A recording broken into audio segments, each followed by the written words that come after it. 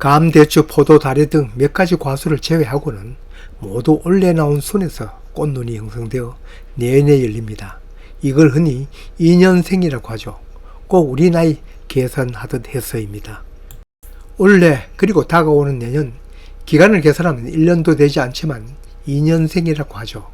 사과 배는 3년생까지에 열린다고 하는데 그건 아니더군요. 이것도 지금 관리하는 신초에 달립니다. 2년생 가지에 달리든 자연 그대로 두면 꽃눈이 잘 오지 않습니다. 왜냐? 나무는 열매를 달려 하지 않고 자라려고만 하기 때문입니다. 그러니 이 순을 옆으로 후지 같으면 더 수평 이하로 유인해 주어야 그게 여름 되면 꽃눈이 형성됩니다. 지금 여기 보이는 이미지는 작년 11월 가지 모습인데 봄에 나온 순이 먹고 그 끝에 꽃눈이 형성된 모습입니다. 지금은 점처럼 작지만 겨울에 부풀어 올라 내년 거기에 꽃이 핍니다. 그렇지만 이건 아닙니다. 아직도 순이 먹지를 않고 새잎이 계속 나오고 있네요. 여기는 내년 봄에 다시 신초가 나옵니다. 이런 걸 입눈이라고 합니다. 이것도 새순이 처음 나왔을 때 아래로 유인을 해 놓았지만 이놈은 기회만 생기면 다시 고개를 쳐들고 자랍니다. 그 기회란 여러 가지가 있습니다. 나무의 세력이 너무 왕성하거나 비가 자주 내리거나 토양에 질소분이 많으면 이 기회를 이용하여 다시 자라려고 잎을 냅니다. 한병 같은 병으로 잎이 떨어지거나 생명 자체의 위협을 느끼면 달았던 열매도 떨구고 다시 잎을 냅니다. 이걸 염두에 두고 새순 관리를 해야 합니다. 다른 과수도 그렇지만 새순은 한순간에 모두 똑같이 올라오지 않습니다. 그러니 새순 정리는 봄부터 여름, 심지어 가을까지 이어집니다. 필요할 때마다 하는 거죠. 이 중 결과지 만들기 위한 새순 관리는 5월 1차순 관리로 마칩니다. 모든 새순을 내년도 결과지로 만들지는 않습니다. 또 만들 수도 없습니다. 여기 측지 등 위로 똑바로 서서 자라는 신초를 눕혀 결과지로 만들기는 어렵습니다. 세력이 너무 왕성하기 때문입니다. 저도 사과재배 초기에는 아무 새순이나 마구 눕혔는데 쟤보다 힘이 더 세더군요. 벌써 이렇게 왕성하게 자랐네요. 가지는 세우면 왕성하게 자라고 눕히면 자람을 포기하고 열매를 달려는 준비를 합니다. 이 성질을 이용하는 것입니다. 다만 사과는 더 심하게 눕혀야 이 마음을 갖습니다. 묵은 가지 등 위에 곱게 서서 자라는 이런 순들을 우리는 도장지라고 합니다. 이런 도장지성 신초는 어떻게 처리하는가 상황에 따라 다릅니다. 일단 그대로 둘 수도 있습니다. 왜냐?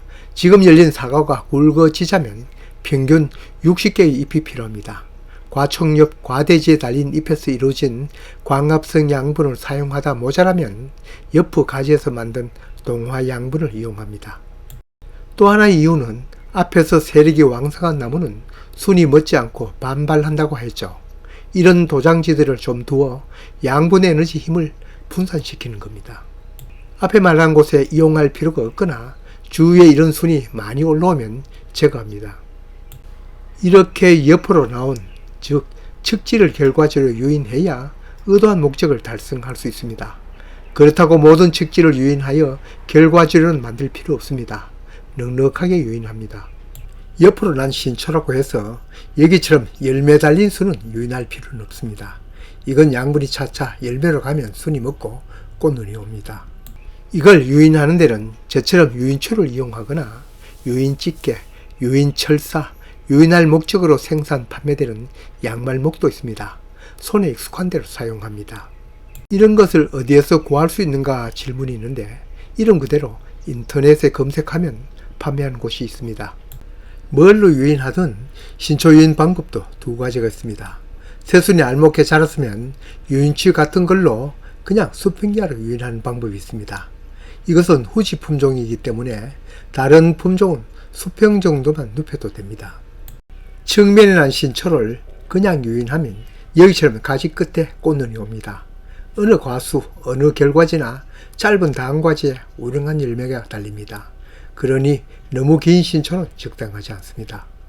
새순을 유인한 것이든 아니면 그냥 둬둔 것이든 이렇게 순이 멎으면 여기에 꽃눈이 옵니다. 그렇지만 이 나무는 기회만 있으면 자르려고 합니다. 멎었던 순이 다시 잎이 나옵니다.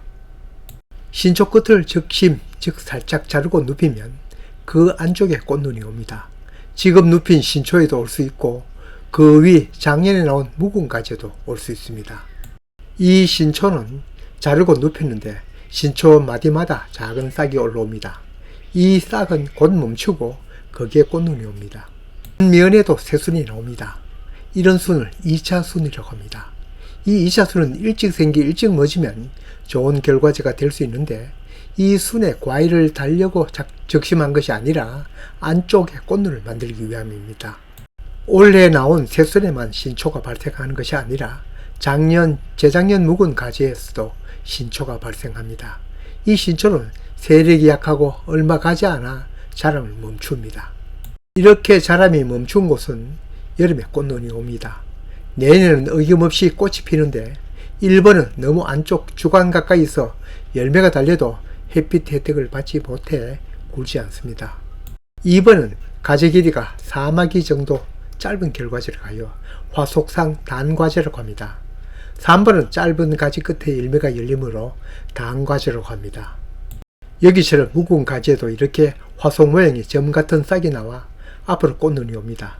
이건 어쩌면 신초를 관리하지 않아도 이 묵은 가지가 수평이나 수평 이하를 유인하면 거기에 꽃눈이 옵니다. 내 짐작으로는 이 화속성 단과지를 보고 사과는 3년생 가지에 열린다고 하는지 모르겠습니다.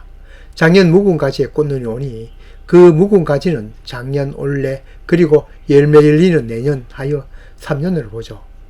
나무 나이 계산은 우리 나이 계산과 같다고 하였죠. 그렇지만 3년생 묵은 가지에 과일이 달린 것이 아니라 거기에서 난 극히 짧은 화속상 과지에 열리니 그건 올해 나와 내년에 열리니 2년생 가지에 열린다고 할 수 있습니다. 그럼 지금 나온 신초 끝에 꽃눈이 오는 결과지와 새순 결과지나 묵은 가지에 생기는 화속상 결과지는 어떤 차이가 있는지는 알아야겠죠. 그냥 신초만 유인하여 가지 끝에서 열린 열매는 과촉엽도 있고 과대지도 있습니다. 그렇지만 안쪽에 온 화속상 과지에는 과촉엽은 있으나 과대지는 나오지 않는 것이 많습니다. 대체적인 현상이지 모든 것이 이렇다고는 물론 할 수 없겠죠. 촉엽이란 열매를 둘러싸고 있는 주위 잎을 말합니다. 이 잎이 충실하게 나온 것은 10개 정도이나 대부분 그보다는 적습니다. 이 과촉엽은 이 열매의 초기 비대에 관여하니 충실할수록 초기 비대가 좋습니다. 과대질은 지금 손으로 잡고 있는 가지를 말합니다. 과촉엽 이후에 열매 비대를 돕는 가지라고 할 수 있죠. 열매를 키우다 보면 이 과대지가 안 나오는 과일이 제법 있습니다. 그럴 경우 주위 이웃가지 잎에서 만든 광합성 양분을 옮겨와야 하는데 거리가 멀수록 비대는 불리하죠. 혹 어떤 과대질은 다른 것보다 직립하여 왕성하게 자라는 것도 있습니다. 이럴 땐 이 과대지도 살짝 유인하여 성장대를 낮춥니다. 그대로 두면 양분을 과일로 보내지 않고 가지 성장했습니다. 식물은 기회만 있으면 자라려고 한다는 이 철칙 모르면 과수 재배 못합니다. 그렇지만 대부분의 과대지는 광합성을 하여 자신의 성장보다는 과일을 보내줍니다.